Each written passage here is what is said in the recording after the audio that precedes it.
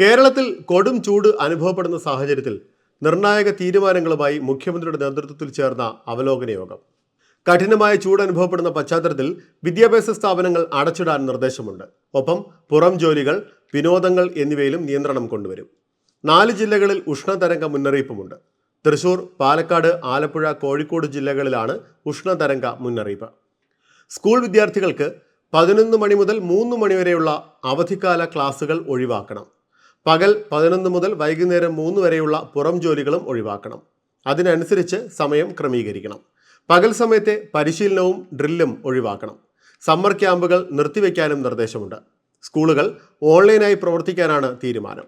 ഇത് സംബന്ധിച്ച് കൂടുതൽ വിവരങ്ങൾ വരും മണിക്കൂറുകളിൽ ലഭ്യമാകും. 6-ാം തീയതി വരെയാണ് സംസ്ഥാനത്ത് ജാഗ്രതാ നിർദ്ദേശം. ഇടുക്കി, വയനാട് ജില്ലകളിൽ ഒഴികെ മറ്റെല്ലാ ജില്ലകളിലും താപനില മുന്നറിയിപ്പുണ്ട്. സാധാരണയേക്കാൾ 3 മുതൽ 5 ഡിഗ്രി സെൽഷ്യസ് വരെ ഉയരാനാണ് സാധ്യത. സംസ്ഥാനത്തെ ഉഷ്ണതരംഗ സാധ്യത വിലയിരുത്താനാണ് ദുരന്ത നിവാരണ അതോറിറ്റിയുടെ യോഗം മുഖ്യമന്ത്രി പിണറായി വിജയന്റെ അധ്യക്ഷതയിൽ ചേർന്നത്.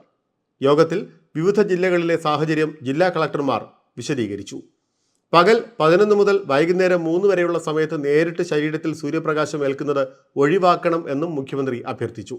നിർമ്മാണ തൊഴിലാളികൾ, കർഷക തൊഴിലാളികൾ, വഴിയോര കച്ചവടക്കാർ, മത്സ്യത്തൊഴിലാളികൾ, മറ്റ് കാഠിന്യമുള്ള ജോലികളിൽ ഏർപ്പെടുന്നവർ മുതലായവർ ഇതിനനുസരിച്ച് ജോലി സമയം ക്രമീകരിക്കണം.